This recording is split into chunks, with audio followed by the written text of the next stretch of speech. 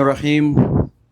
Alhamdulillah wa afdalus salatu wa atamu taslim ala sadiqil wa'dil amin sayyidina wa nabina Muhammad arsalahu Allahu bil haqqi bashira wa nadhira wa bayna yadayhi sa'a may yuti'illaha wa rasula faqad rashad wa may ya'sillaha wa rasula fala yalumu illa nafsa wa la yadurrullaha syai'a.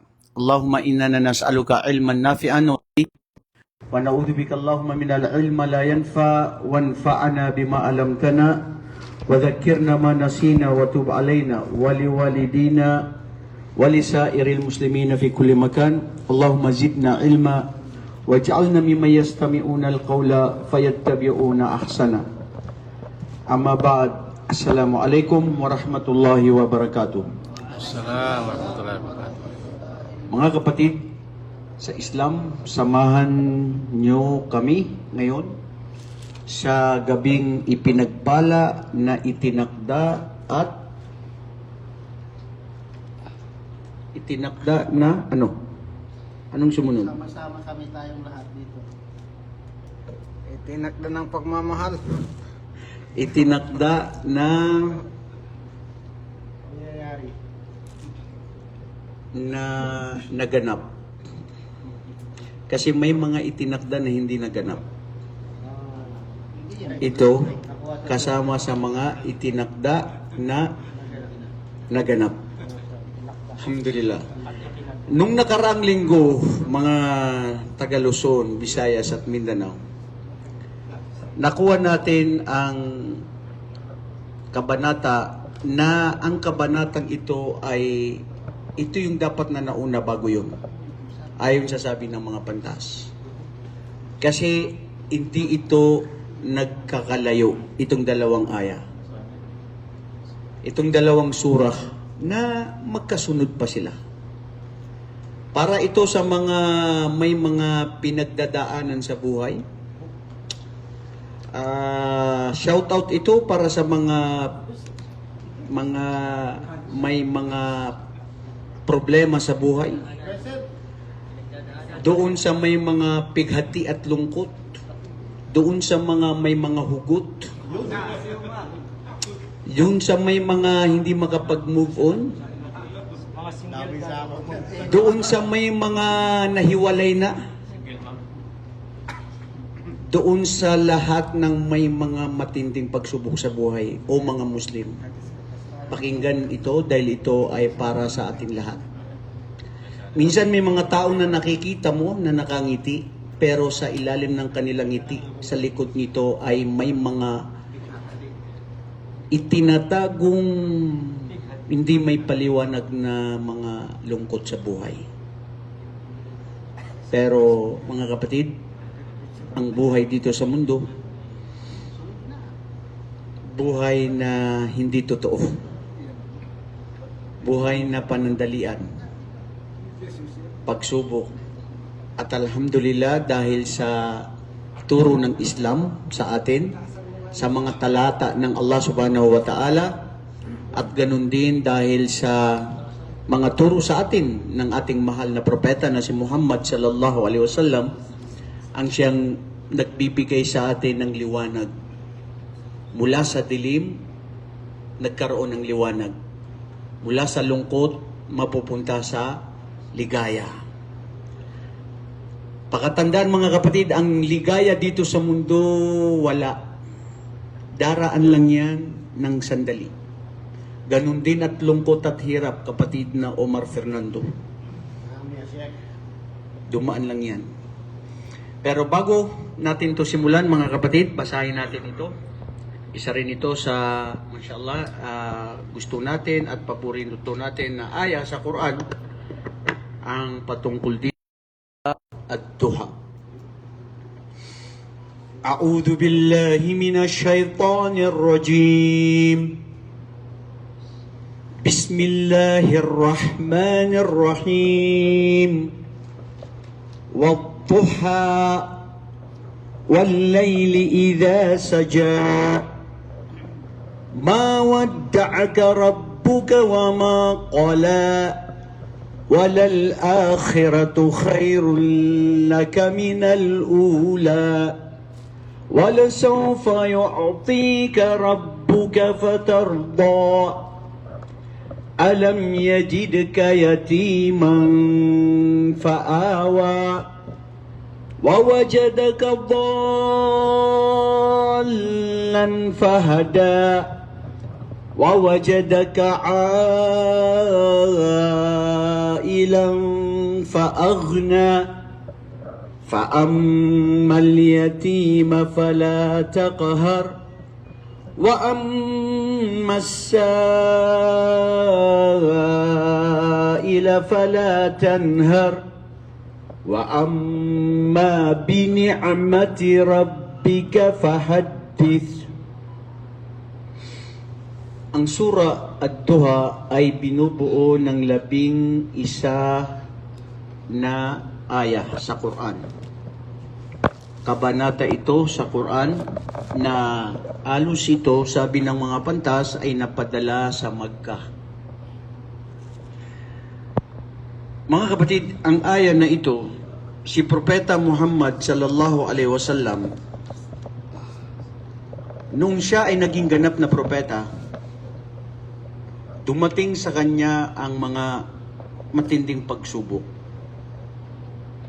Hirap, lungkot, at pighati.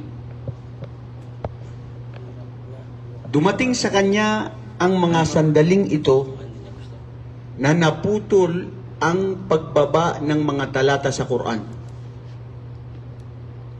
Hindi na sa kanya dumarating ang mga revelasyon. May iba sa mga pantas, sinabi nila na ito ay halos 2 taon na hindi dumating kay propeta. Yung iba, sinabi naman nila ay 6 na buwan o maikli hanggang 4 na buwan o hanggang 6. So dito sa pagkakataong ito, si propeta sallallahu alaihi wasallam ay nalungkot masyado. At siya rin ay nangamba, natakot, nadismaya o na-depress. Na-depress si propeta sallallahu alaihi wasallam? Oo, kasi ang tao ay may dumarating na depression. Totoo yan mga kapatid. Depression is real. Hilingin natin sa Allah na huwag tayo dumaan ng pagka-depress. Dahil pag dumaan ka rito mga kapatid, minsan pati sa pananampalataya mo, kung ikaw ay nangihina, madadamay pati ang pananampalataya mo. Pero alhamdulillah, ang ating reliyong Islam, si Propeta sallallahu alaihi wasallam, tinuruan niya tayo na dua. Allahumma inni a'udhu bika minal hammi wal hazan wa minal ajzi wal kasal wa minal bukhli wal jubn wa min dal'i dayn wa karhir rijal o karahat rijal. Mashallah, hadith yun ni Propeta sallallahu alaihi wasallam, nang ibig sabihin ng kanyang dua, o aking Panginoong Allah, humihiling ako sa iyo at nagpapakupkup ako sa iyo na mawala ang mga pasanin ko at hirap sa buhay. At ang aking lumbay at lungkot. Hindi ako mapabilang sa mga taong sila ay mahigpit o sila ay mga sakim. At hindi rin sa mga taong tamad. At hindi rin mangamba sa akin ang anumang mga hindi pa dumarating at gawing ako na matagumpay sa kahit sinong mga tao, lalong-lalo na sa pananampalataya sa reliyon.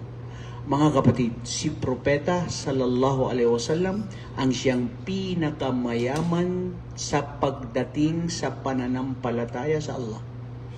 At yan ang ating hiling. At yan ang dapat dyan tayo makipag-ugnayan o makipag-unahan na magkaroon ng katulad na kung anong meron si Propeta. Nakuha natin yung mga ating mga natalakay na ang mga Muslim o si Propeta Muhammad o ang mga naniniwala sa Allah ay nakaugat na sa kanila na sila ay iinsultuhin. Sila ay hahamakin. Sila ay sisiraan. Sila ay lahat ng uri ng panginginsulto ay kanilang madarama at kanilang mararanasan. Hanggang noon, ngayong pangkasalukuyan, hanggang sa magunaw ang mundo. Dadaan ang mga kamusliman diyan. Pero ang magandang balita, mga kapatid, dadaan ka rito, pero yan ay isang uri ng pagmamahal sa iyo ng Allah at biyaya. At ang sinong makapagtiis niyan, ang kapalit nito, ang kabayaran nito, o ang gantimpala ay ang paraiso ng Allah na buhay na walang hanggan. Ano naman ang mundo kumpara sa araw ng paghukom? Walang-wala, mga kapatid. Tunghayan natin, maari ito ay magbigay pukaw sa ating puso't isipan, sa anumang mga pinagdadaanan natin, anumang mga pangamba natin, stress dito sa buhay, anumang mga dumaan sa atin. Wallahi, mga kapatid, pag tayo ay nagkaroon ng tunay na pagmamahal sa Allah, sa kanyang mga talata, sa mga turo ni Propeta Muhammad, nagkaroon tayo ng tunay na pananampalataya sa Islam, napakatamis ng ating nararamdaman at wala sa anumang mga pinagdadaanan meron tayo, datapwat ito ay ating itinuturing na biyaya mula sa Allah. At lalo mong tinatanggap ang mga sahaba, mga kasamahan ni Propeta, pag hindi sila dumaan ng pagsubok, kung hindi sila nagkaroon ng mga sakit, anong sinasabi nila? Maari siguro ang Allah o si Allah ay siya ay nagagalit sa atin. Sabi ng Allah subhanahu wa ta'ala, وَالضُّحَى هَذَا وَوْ الْقَسَمِ بِأَنَّ اللَّهُ وَالَّذِي قَسَمَ فِي وَقْتِ الضُّحَى.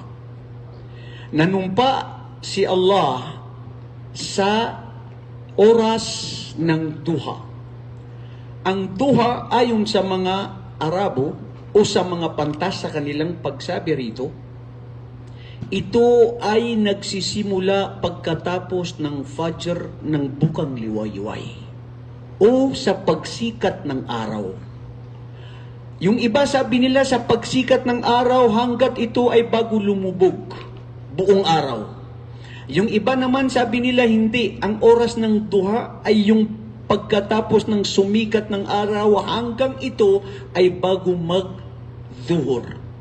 Yun yung oras na kanilang ibinigay na limitado. Ibig sabihin, liwanag, bagong buhay, bagong buwan, bagong pag-asa.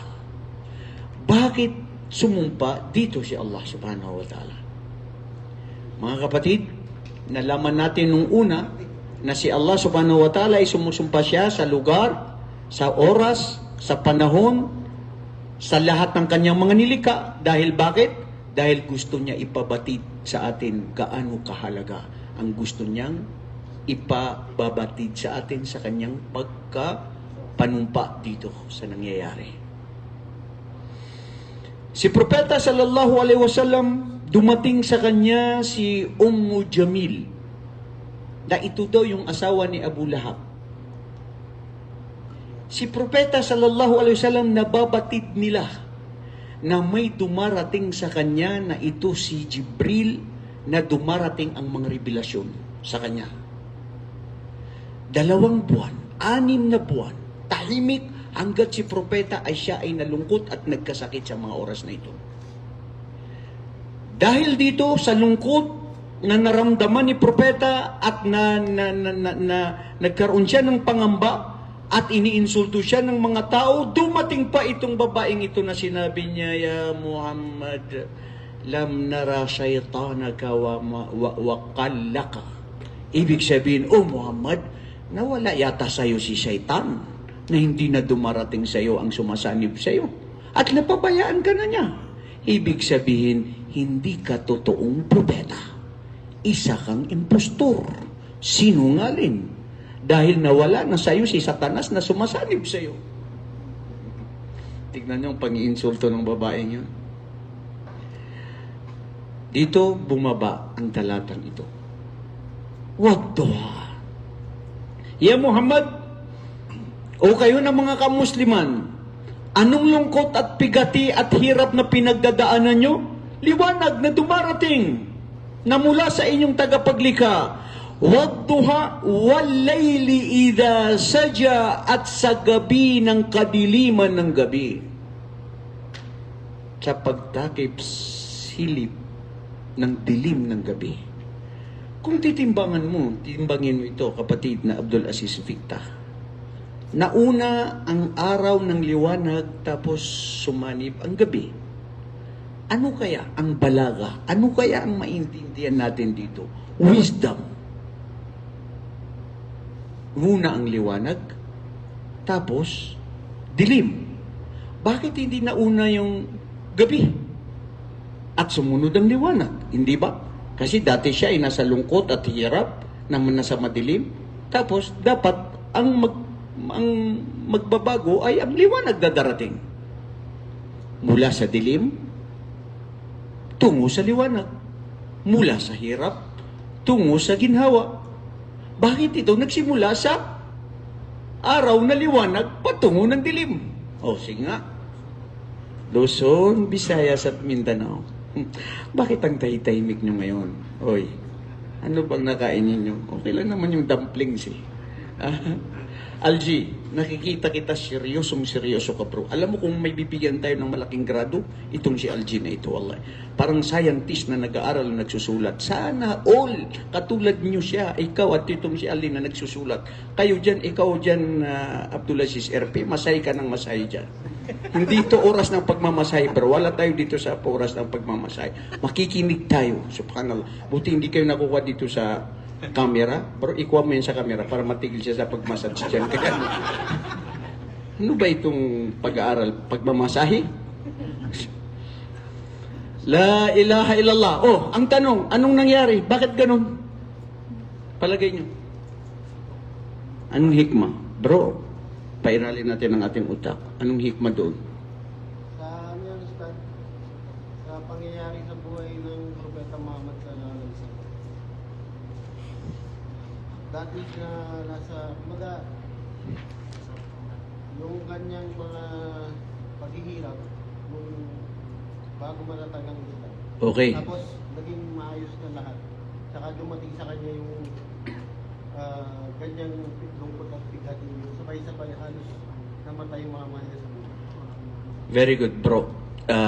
Ang buhay, alalahanin ninyo, nagpapalit yan. Hindi palagian. Katulad ng puso na hindi rin panatilian dahil nagbabago. Ang lahat ng sitwasyon natin dito sa mundo, nagbabago. Mga ilang nakaraan na dekada, noon, ngayon, magkaiba. Yung pag-uugali ng mga kabataan noon, iba yung sa ngayon. Yung kabataan natin, noong tayo, yung kabataan ngayon, mafi-sim-sim sawa-sawa. Magkaiba talaga. Ang buhay nila ngayon, itong mga cellphone. Tayo hindi. Si panglata, laro, akyat doon. Anong Chinese garden? Ito, ibang sinusulpot nito. Babae nakikipaglaro to tayo. La ilaha illa. Bro, mas masaya tayo dun dahil nga mayroong exercise.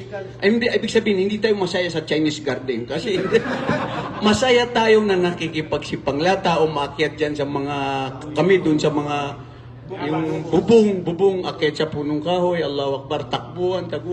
Galing, maganda yung ganun. Ngayon, wala. Yung bata na maliit pa, hanggang lumalaki, walang exercise, nagiging na siya. Dahil sa cellphone. Wallahi, napakalaking biktima sa atin ng cellphone. Bago ko simulan. Wallahi, minsan, kailan ba yung kagabi isang araw? Dumating ako sa bahay, gusto ko magbasa ng Quran. Sabi ko, mamaya na, kasi mag-ablution pa ako. Hinawakan ko cellphone ko, bro. Wallahi, isipin mo, 1 oras at saka more than 1 oras. Mag-aalas 12 na. Subhanallah, anong cellphone ito? Tinapon ko doon, bro. Inshallah, wala naman akong tinignan ng masama. Pero bro, grabe ang mapanling lang ang cellphone. Hindi natin namamalayan. Sabi mo, okay, hindi naman ako titingin ng haram. Oo. Pero tinitignan mo lang, yung minsan dumarating siya yung AGT. Ano yung AGT? Asian Got Talent? Ganun ba yun? Natapos yung Pinoy na nag-buzzer na nanalo daw siya. Sabi ko, magagaling ang mga Pinoy na ito. Pero bro, yung grabe ka maakit ng mundo.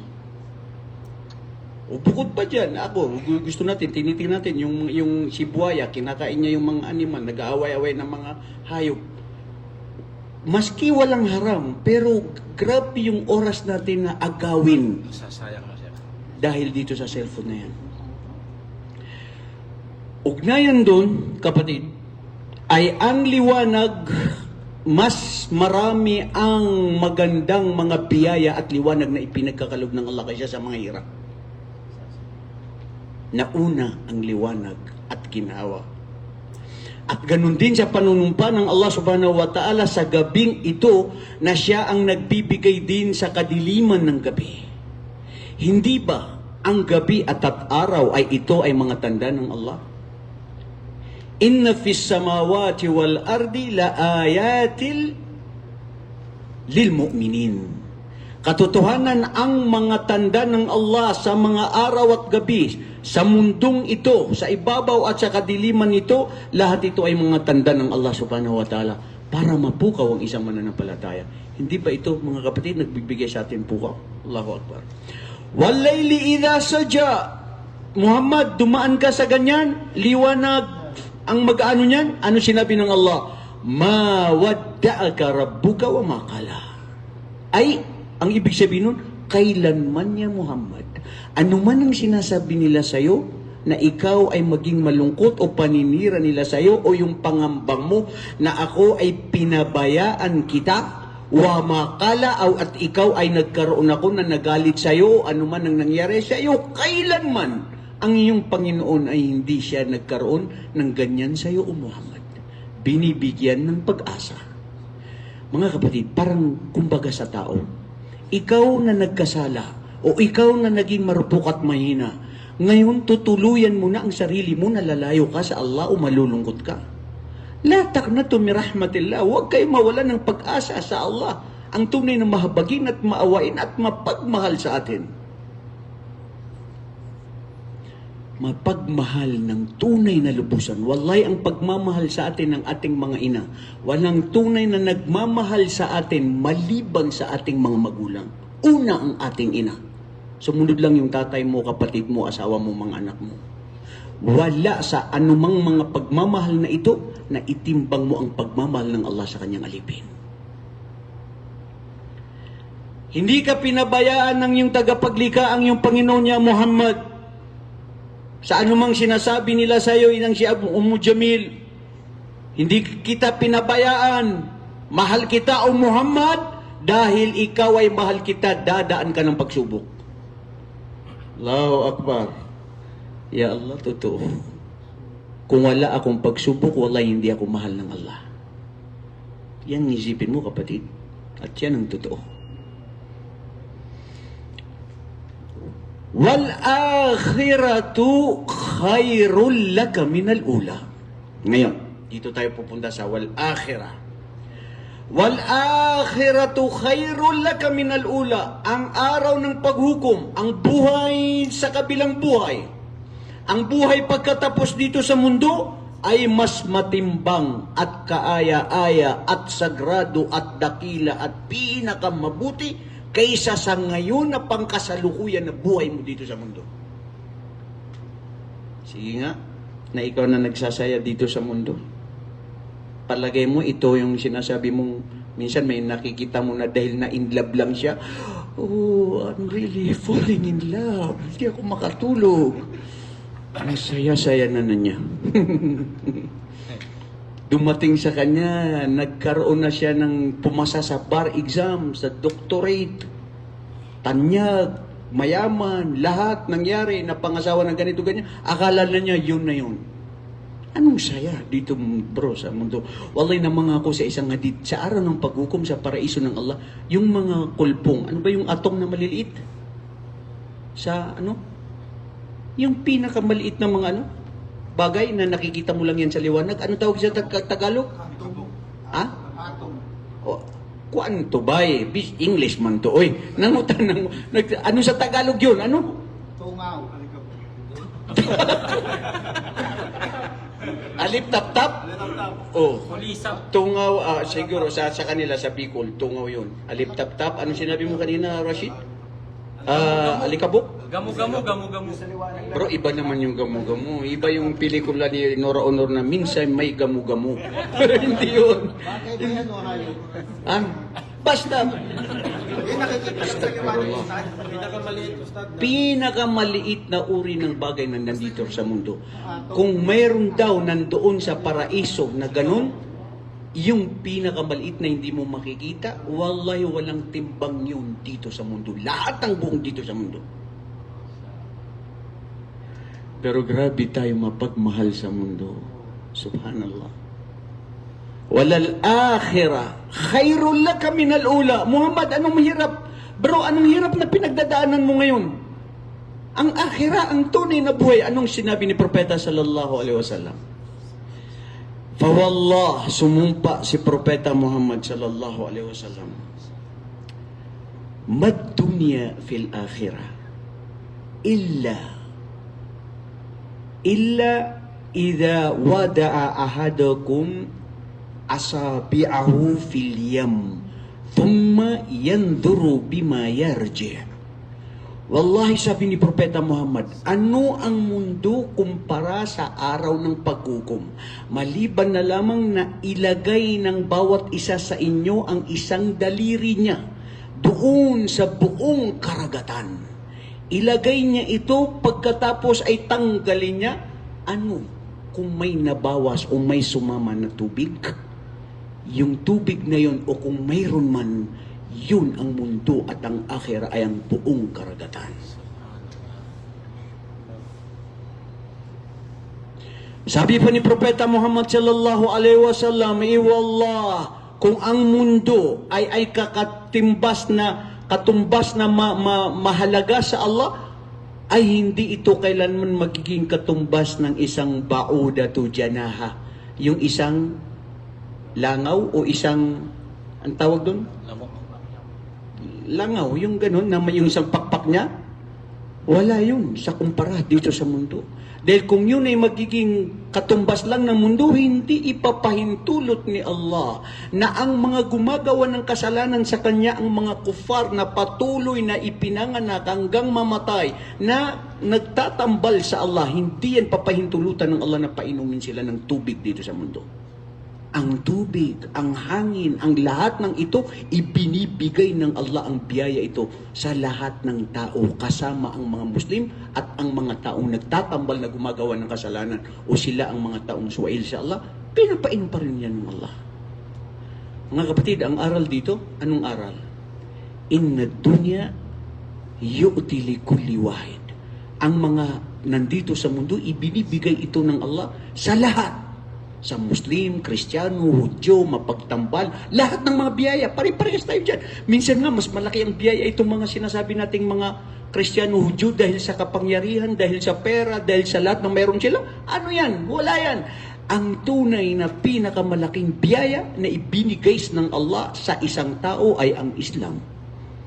Nang magabayan ka sa Islam. Dahil bro, ito ang gamot sa anumang hirap na ating pinagdadaanan ngayon.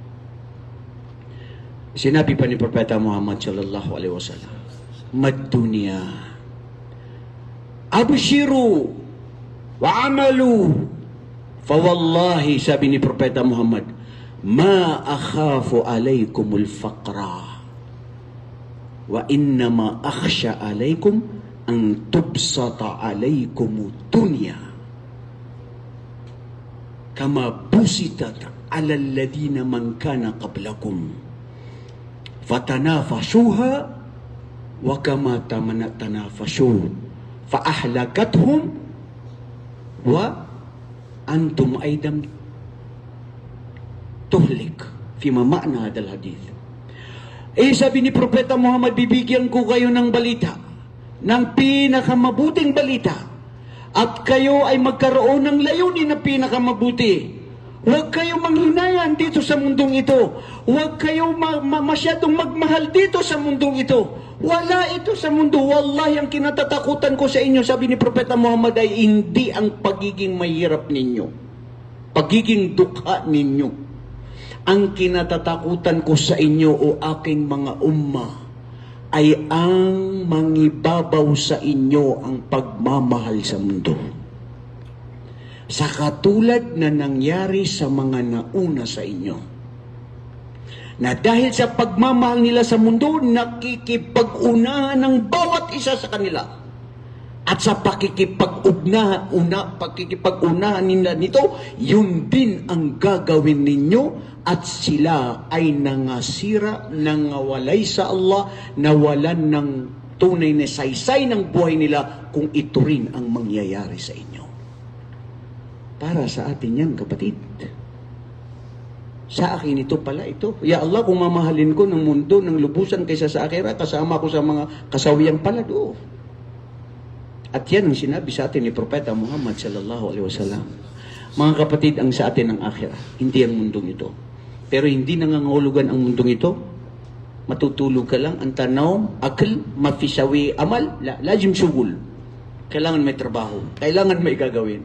At ang trabahong ito na lahat ng ginagawa mo, wallahi, and I swear to Allah, this is the beauty of Islam. Only in this religion, Islam, 24/7, whatever you do, all is a form of worshiping Allah subhanahu wa ta'ala. As long as this is good deeds and you intended your intention for the sake of Allah in accordance to the sunnah of the Prophet Muhammad. Bilangin mo bro ang 24 hours na iginugugol mo sa isang araw. Lahat yan pwede pagsamba. Kumain, matulog, magsulat, makinig, manuod. Pagsambayan sa Allah kung gagamitin mo sa tama na ikalulugod ng Allah. Ngitian mo lang yung kapatid mo, pagsamba yun sa Allah. Bigyan mo ng payo, pagsamba sa Allah. Lahat bro. Kaya wag tayong magkaroon ng maski kunting bagay na pagsamba, tapos sinasabi mo na wala naman yan eh. Hindi bro. Gawin mo pa rin. Yung maliit na yan, yan ang lalong nagbubundok na lumalaki. Wala sawfa yu'tika rabbuka fatarda. Wallahi mga Muslim, o kayo na mga naghihirap, ano man ang hirap ng buhay nyo ito, wala sa pinaghirap na dinaanan ni Propeta Muhammad. At ang ibibigay ng Allah sa kanya, wala sawfa yu'tika rabbuka fatarda. Wala saw, ada lamu ta'kid. Sawfa bima'na mustaqbal. Ibibigay sa iyo, tunay na ibibigay sa inyo, yu'tika rabbuka, ang iyong tagapaglikha, ang iyong Panginoon, ang iyong tagapanustos, fatarda, ano ang gusto mo, nakalulugdan mo. Bro, minsan, may ibinibigay sa iyo na hindi mo gusto. Tama? Tama ba ako? Meron kayo minsan na may ibinibigay sa iyo na hindi mo gusto? Tama. Ha? Naka-experience kayo doon? Oo. Ako ibinibigay sa akin, sabi ko, hindi yan, yun ang gusto ko, yun gano'n. Sabi, ba't ka ba mapilit? Ito nang kunin mo. Sabi ko, hindi ko yan type. Bigyan mo ako ng maski ganong kasarap na niluto na karni. Wallahi, hindi ko yan, maski amoy, kakaawakan ko, never. Bigyan mo ako ng bulat na toyo, kakainin ko yan, bro. Ma-appreciate ka pa doon. Huwag mo sa akin ibigay, hindi ko gusto. Muhammad, o kayo naman nananampalataya, ibibigay sa inyo ng Allah subhanahu wa ta'ala ang kailanman na lahat na ito'y kalulugdan ninyo at gugustuhin ninyo sa araw ng paghukom. Wallahi, ang ganda ng sinabi dito ng mapanta sa ibinigay ng Allah sa kanyang propeta. Muhammad, dahil sa mga pigati at lungkot at hirap na pinagdadaanan mo, ang kapalit nito ay ang araw ng akhira, ibibigay sa iyo ang lahat ng gusto mo. Wallahi, ang napakasaklap dito at masakit dito, walang hinihiling si Propeta Muhammad sa araw ng paghukom sa paraiso. Anong hiniling niya, mga kapatid? Ummati, ummati. Ya Allah, ang hiling ko ay makasama ko ang aking mga umma, ang aking mga tagasunod, na hindi nila ako nasilayan nakita at ganun din sila, pero patuloy silang nag-aaral at gumagawa ng aking mga turo na sila ang mga matatalik kong kaibigan na gusto kong makasama sa araw ng paghukom. Lidalik, anna Allah atahu maqamul mahmud. Si Propeta Muhammad, siya ay magsusujud. Pag nakapagsujud, Hindi hayaan ng Allah na matagal na magsujud. Darating si Angel Jibril, Ya Muhammad, irfa ra'sak. Fas'al fasawfa tu'ta. Ya Muhammad, itaas mo ang iyong noo. Ano ang hiling mo? Sabi ng iyong Panginoon, ibibigay sa'yo. Sabi ni Muhammad, Ya Allah, ang aking mga umma. Mga kapatid, sabihin niyo, sallallahu alaihi wasallam. Mahal tayo ni Propeta Muhammad sallallahu alaihi wasallam. Wallahi, kung galing na tayo mahal. Na gusto niya tayo makasama sa paraiso. Gusto niya tayo maging kaibigan. Amen. Ibinigay sa iyo, Muhammad, hindi lang ang paraiso. Ibinigay din sa iyo na magkakaroon ka ng syafaa na hindi ipinagkaloob sa mga naunang mga propeta. Ang mga naunang propeta, hindi sila magkakaroon ng mamamagitan sa kanilang mga umma para makapasok sa paraiso.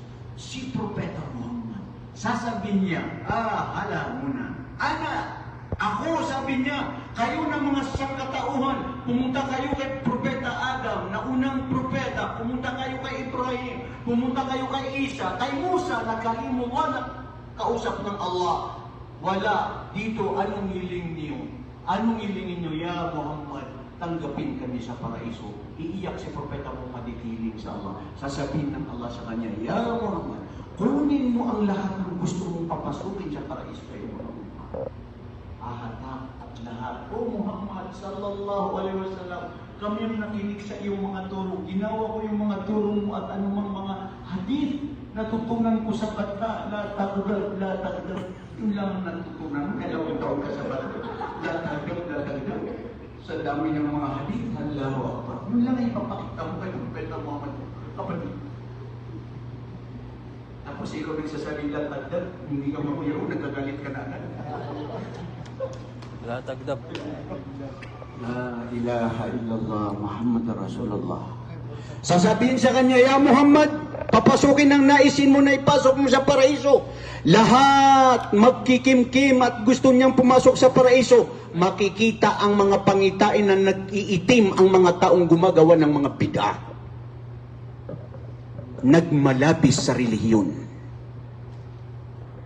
Sumubra sa relihiyon. Nagpakita ng gilas na akala niya ito ang mas maganda dahil ito ang nararamdaman namin sa pagsamba sa Allah. Hindi man ginawa ni Propeta Muhammad. Sinong gumawa? Kathang isip. Mga saraga-akal. Bro, ang pagsamba sa Allah, mamnu, haram. Maliban na ang pagsambang ito ay itinuro ni Propeta Muhammad. May basihan ka sa hadith, Quran, go. Kung wala, huwag mo gawin. Bakit mo susobrahan? Sabihin ko sa'yo, bro, ito yung lugar, huwag ka sumubra dyan kasi pag sumubra ka dyan, maliligaw ka. Upo, Ustad. Upo, Sheikh. Sige. Pumunta ka doon, sabi mo, parang kulang pa ito eh. Kasi nandun yata si Magdalena doon sa 1 kilometro. Sumubra ka, hinahanap mo si ligayan. Naligaw ka niya, kapatid. Dahil kagustuhan ng sarili at utak mo na pinairal mo. Bro, ang Islam tapos na. Kapatid na Joharto. Nandyan na ang Quran. Yu'tika rabbuka fatarda, kalulugdan mo ya Muhammad. Wallahi, mga kapatid, ano ang paraiso sa mundo? Walang-wala. Paraiso lahat ibibigay sa iyo ng Allah. Ni isang segundo hindi ka pwede makatulog sa paraiso. Dahil ayaw ng Allah na makatulog ka na makalimutan mo at hindi mo tatamasain ang mga biyaya na ipapagkaloob sa iyo. Ustad, ilan ang asawa ko doon? Madami kang asawa, bro. Huwag ka na magduwaya dito, Omar, dito sa mundo. Sa araw ng paghukom, marami ka doon. Ikaw, Sulaiman, ha? Doon, mas marami. Dito, magduwaya ka dito, problema pa. Sakit pa sa ulo. Stress. Mabuti kung lahat magkaibigan at masunurin sa'yo. Pero kung nag-aaway-away sila, na ikaw ang kawawa. Ustad, ayun ang yun kasi may pagsubo. Allahu Akbar. No comment ako. No comment tayo dyan. Tama.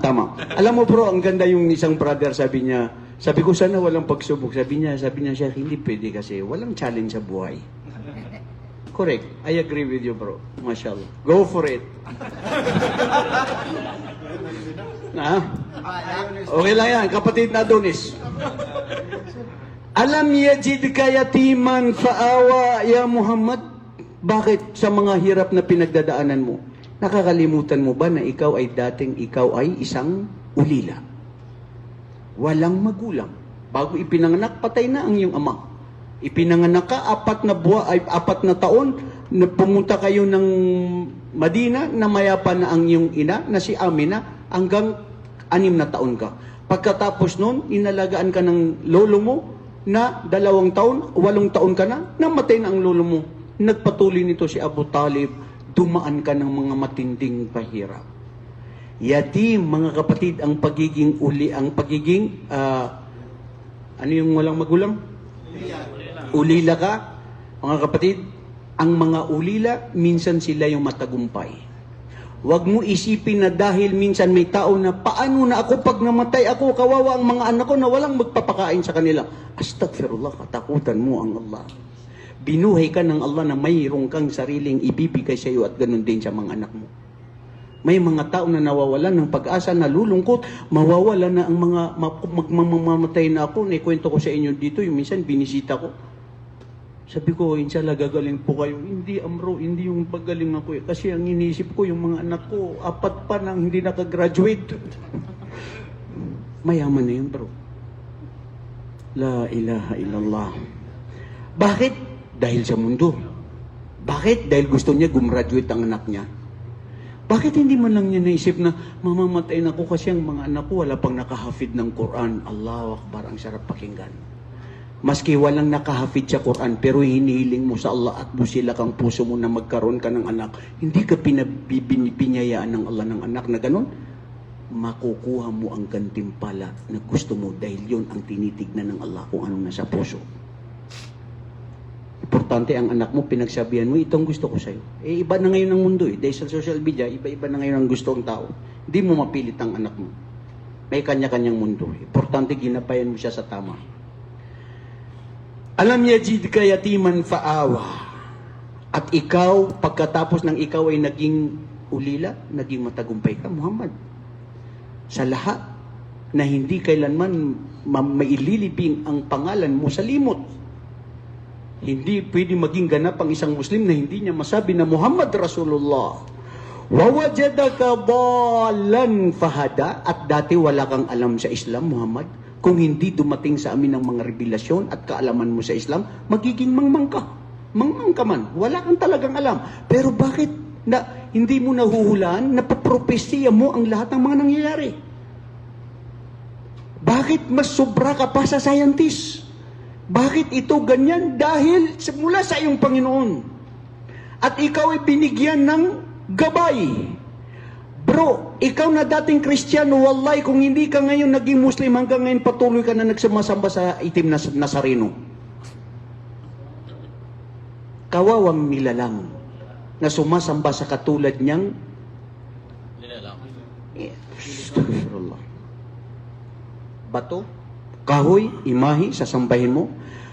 Gabay ng Allah sa Islam ang siyang pinakamalaking biyaya sa bawat isa sa atin. Panghawakan ito'y bro. Born Muslim ka, wag sa pagka-born Muslim mo, isabuhay mo ang Islam. Balik Islam ka, wag lang sa pangalan, isabuhay mo ang Islam. Mag-aral ka. Oo, nagkakasala ka, marupo ka, magbalik loob ka sa Allah. Mahal ng Allah ang araw, bawat segundo nagbabalik loob sa Kanya. Kasi gusto ng Allah na nagkamali. Bakit bro? Nagkasala ka. May mababawas sa Allah? Wala. Bakit? Hindi ka nagkasala. Lahat ginawa mo. May madadagdag sa Allah? Wala. Kung sino ang bibigyan ng Allah ng habag at awa, bibigyan niya. Wala tayong karapatan na sabihin natin na bro, hindi ka papatawarin ng Allah. Bro, ito ang mangyayari sa'yo sa araw ng paghukom. Sino ka para umusga? Ni sarili mo mga hindi mo rin alam anong kakahantungan mo. Li'anna al-a'malu bi khawatimiha. Dahil ang tao, ang huling hantungan niya na uhusgahan ng Allah ay kung ano ang huling gawain mo. Husnul khatima, mga kapatid. Kaya kahit saan man tayo maroon, magpursige, mag-aral, mag-istighfar, magtawbag, gumawa ng kabutihan. Nakagawa ka ng kasalanan, nakita mo si Ligaya, balik loob ka agad sa Allah. Kaya hindi yan maiwasan na nandyan lagi si Ligaya.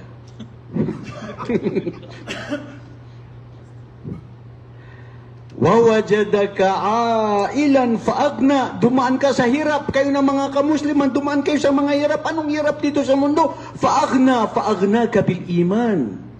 Wallahi mga kapatid, ang iman ang siyang pinakamalaking biyaya na kayamanan mo.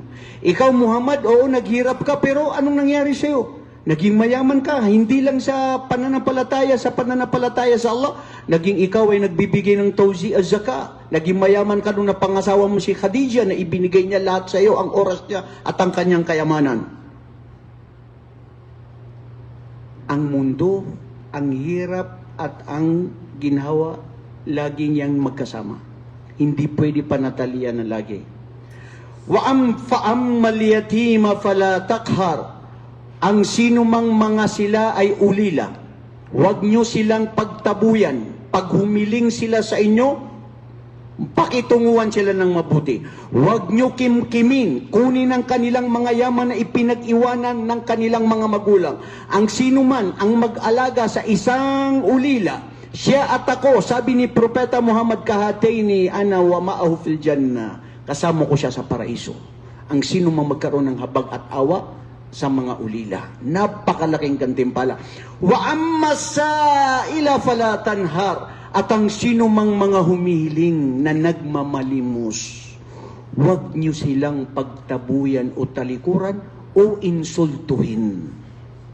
Subhanallah. May isang sheikh, nung kinukwento niya, nakasama ko, sabi niya sa isang sheikh, wala siyang may bigay. Binuksan niya yung kotse, may humiling na ganyan. Ngumiti siya, tapos binuksan niya, siya rin ang gumaganyan na humingi. Umalis yung mga umihingi ng mga bata, tumatawa sila. So, sabi niya, bakit parang insulto mo sila? Sabi niya, hindi. Wala talaga akong may bigay eh. Pero ngumingiti ako sa kanila at yun ang nangyari. Bro, ilan ng mga tao na humihiling sa atin ang nararamdaman natin pagkamunghi? Ayaw mo. Bro, hindi mo isipin na kung ikaw yata ang mapunta sa ganong sitwasyon. Diba? Bro, ang iniisip ko lang, maski 1 real, 5 real, bumigay ka. Wallahi, papalitan yan sa'yo ng Allah at walang mababawa sa yaman mo. Sabihin mo na sige, maliban na lamang kung talagang nagpapanggap o ginagawa nilang mga business, mayroon kang karapatan na huwag humingi. Pero yung alam mo na talagang walang-wala. Nakikita mo naman yun, pre. Nakikita mo sa mukha nila, yung mga babae na minsan humihingi. Ang sinumang, inna Allah, sabi ng hadith ni Propeta sallallahu alaihi wasallam, irham man fil ardi yarhamuka man fis sama. Bigyan ng habag ang sinumang ang nandito sa kalupaan, bibigyan ka ng habag ng iyong tagapaglikha na nandoon sa kalangitan. Wallahi mga kapatid, alam ko, batid ko, ang taong maawain, mapagbigay, siya ay lalong nagkakaroon ng awa at binibigyan ng Allah ng marami. Na maaari yung mga ibinibigay ng Allah, hindi niya natatamo. Pero sa bandang huli, ang gantimpala niya ay paraiso. Pero sa bandang huli, bago siya mamatay o anuman, hindi niya alam yung mga biyaya na ibagkaloob ng Allah sa kanya na hindi niya natamo, doon niya makukuha o makikita sa kanyang mga anak o kanyang mga apo. Ilang mga tao na mabubuting tao, nagbibigay, nagkaroon ng anak ng mayor, gobernador, naging hafid, naging mayaman, successful. Ano siya? Isa lang siyang dati na magsasaka. Mahirap ang buhay niya dahil sa mabuting kanyang mga gawain. Na siya ay may busilak na puso na tumutulong sa kapwa. Bilang panguli, sabi ng Allah, wa amma bi ni'mati rabbika fahaddith. Allahu Akbar. Wa amma bi ni'mati ni'ma, ni'am, ang daming biyaya. Anumang mga biyaya sa inyo ng Allah, ito ay sabihin. Sabihin mo, bro. Bro, alhamdulillah bro, sikreto natin na 3 asawa ko. Huwag mo lang sabihin sa mga marites. Bro, magandang trabaho ko ngayon, bro. Wallahi, bro, alhamdulillah, ang ganda ng pangangatawan ko ngayon, bro. Itong sinasabing ni'ma shamil, lahat ng mabuti na ipinagkaloob sa iyo ng Allah, sabihin, ikwento. Saan ikukwento? Sa mga taong mahal mo. Huwag mo ikwento doon sa tao na alam mo na hindi kanya mahal at siya ay nagtatraidor sa iyo. Sabihin mo yung biyaya sa kanya, sasabihin niya, sana namatay ka na lang. Bakit ikaw mayroon, ako hindi? O di kayo magkakaroon ng hasad, o di kayo magkakaroon ng evil eye. Dahil pag ang ikinuwento mo ang mga biyaya ng Allah doon sa tao na ikaw ay mahal niya, natutuwa siya. At sasabihin pa niya, Allahumma barik lahu wajid lahu. Ya Allah, dagdagan pa siya at bigyan pa siya ng maraming pagpapala. Yan ang Muslim. Bakit hindi natin yan magawa, bro? Tao na kapatid natin na binyayaan ng Allah, ba't hindi natin masabi, Ya Allah, dagdagan sa kanya, bigyan siya ng marami at bigyan ito ng biyaya sa kanya. Ang sa atin, yung nasasabi natin, Ya Allah, bakit siya meron ako wala? Ba't ikaw, bro, meron? Bro, ang ibig sabihin nito, lahat ng biyaya siya ng Allah. Anong biyaya? Maganda ang boses mo sa pagbasa ng Quran? Basahin mo. No chibalachi. Anong sabi nila? Ang book ito na grabing ano ng boses? Wala. Kasi para ito sa Allah. Sabi ni Propeta Muhammad, pag binasa ninyo ang Quran, basahin ninyo ng pinakamagandang uri ng boses ng pagbabasa ninyo. Isa sa mga syarat o syurut ng pagiging imam, bukod sa maganda ang tajwid o tama ang tajwid, maganda ang boses. Binigyan ka ng Allah ng pera, kayamanan, bumili ka ng kotse. Bumili ka ng magandang damit mo dahil mamamatay ka rin naman eh. لأن الله يحب أن يرى أثر أبداء ala ni'amu. Mahal ni Allah ang mga biyaya na ipinagkaloob sa kanyang alipin na ipinapakita ito. Bakit hindi ako bibili ng Skechers? Bakit ako bibili ng 10 reals, 20 reals na ilang araw masisira? Skechers, pag sinusuot ko, para ako lumulutang ako sa, kasi ang lambot. O di ba bro? Bakit? Kaya ko naman. Hindi ako social climber. Dahil ang sabi ni Propeta Muhammad, mahal ni Allah ang mga biyaya na kung anong meron siya, ipagkakaloob. Wallahi, minsan si Propeta, sallallahu alaihi wasallam, may nagbigay sa kanya ng pinakamagandang damit. Sinuot ni Propeta Muhammad. Ang isang sahaba, natutuwa siya sa galak niya, na nasabi niya, sabi niya, Allahu Akbar, Propeta, ang ganda, kumbaga, ang bagay-bagay sa inyo. Di ba bro, minsan, sa totoong kaibigan mo, mahal mo sa buhay, pati misis mo, mga anak mo, anak, isutin mo. Sabi mo sa misis mo, sexy ka dyan, misis, lalo kang kumaganda. Kasi yun ang nafe-feel mo eh. Kaibigan mo, bro, bagay sa yung suot mo. Natawa si Propeta Muhammad. Sabi niya, nagustuhan mo itong damit na binigay sa akin. Ang ganda kasi, ganda yung pagkagawa. Nangiti si Propeta Muhammad. Niyakap niya ang kanyang sahaba. Sabi niya, wala itong kasuotan na ito sa kasuotan na ipagkakaloob sa atin ng Allah sa paraiso. Ibig sabihin bro, ang mundong ito, walang-wala. Hangad natin ang paraiso. Mga kapatid, tuloy lang tayo sa pag-aaral. Wallahi, ito ang lugar sa paraiso. Dito sa mundo. Hindi mabili ito ng pera, anuman. Nakakain tayo, pinakain natin ng ating mga puso't isipan ng pananampalataya. Allahumma ja'alna min haulay ladina yastami'una al-qawla fayattabi'una ahsana. Gawin kami ya Allah na mayaman sa aming puso't isipan sa pananampalataya sa iyo. Allahumma amin. Gawin kami ya Allah na lipunin sa iyong paraiso sa katulad ng aming pagtitipon ngayon. Allahumma amin. Subhanakallahumma wa bihamdik ashhadu an la ilaha illa anta astaghfiruka wa atubu ilaik. Assalamualaikum warahmatullahi wabarakatuh.